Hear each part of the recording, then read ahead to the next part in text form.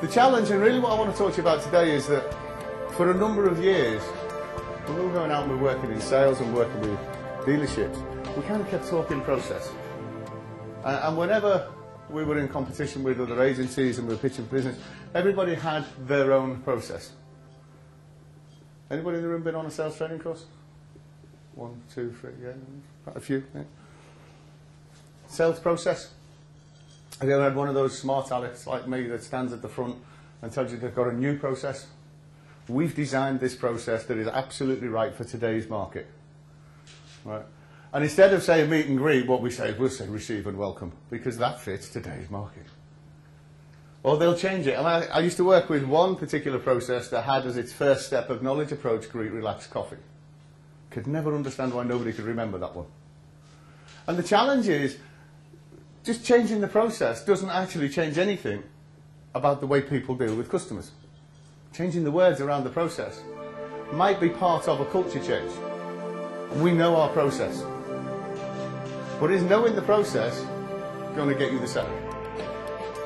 So what I'm going to try and take you through is a series of things to try and get you to think about what you do or what your people do beyond the process. So the reason that we're going to hypnosis and the hypnotic change technique is really all about understanding influential language and understanding the way that you put words together. Maps of the world. Anybody ever heard the expression maps of the world? No. Have you ever stood in your business or even in your social life and stood there and said to somebody, I don't understand why they do that? Or used an expression like, if I was them, I would have done this. So when you think to yourself, well, if I'd have been them, I'd have done this, or why do they behave in that way? Well, actually, all you're doing is challenging somebody else's reality. The reason they don't behave like you is because they're not you. Now, a key point here. Have you ever been stood in a dealership or in your business and thought you've met a customer who's a waste of time? I was in a dealership the other day in London, and the salespeople there were trying to convince me that people used their dealership to shelter from the rain. I said, what, often? And I was actually stood there praying for rain because I wanted to go down and meet these strange characters who, when it started to rain, for some reason all flooded to this dealership, forgive the pun, and stood there to shelter from the rain. So here's one of the first perceptions that we work with to try and get people to start thinking differently about how they behave. They're not here to tell you they don't want one. I don't know anybody, in my experience, that's woken up in the morning and thought, I'm going to buy a car today.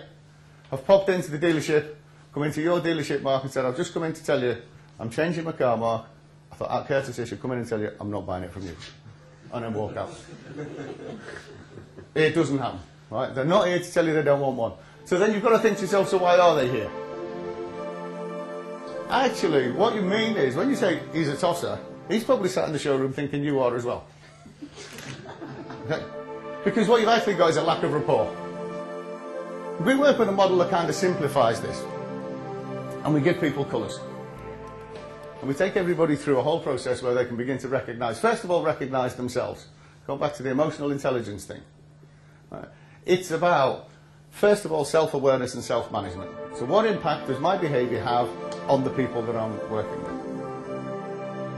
When you're putting your party list together, you would think Sunshine Yellows would be top of your list. Unless you're a cool blue. Then you wouldn't want the Sunshine Yellows at your party. Because they'd be too loud, they'd be enjoying themselves all the time. They'd drink more than anybody else. They'd know more jokes than anybody else. And you'd actually like just to sit down and keep the knives and forks nice and straight and in order. Right now, you are the total sum of everything you've ever achieved. There's a scary thought.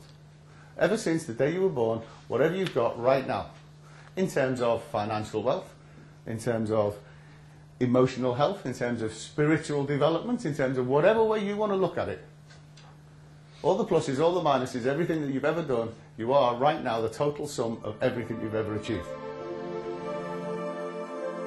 Because if you always do what you've always done, you'll always get what you've always got. When you get up in the morning and you go to work, when salespeople get up and they go to the showroom, they just get up and they go in and they just do it. If you could get to a point of positive awareness and you understood what you were doing and how you were going to do it, you could set yourself different goals, you could achieve anything you want.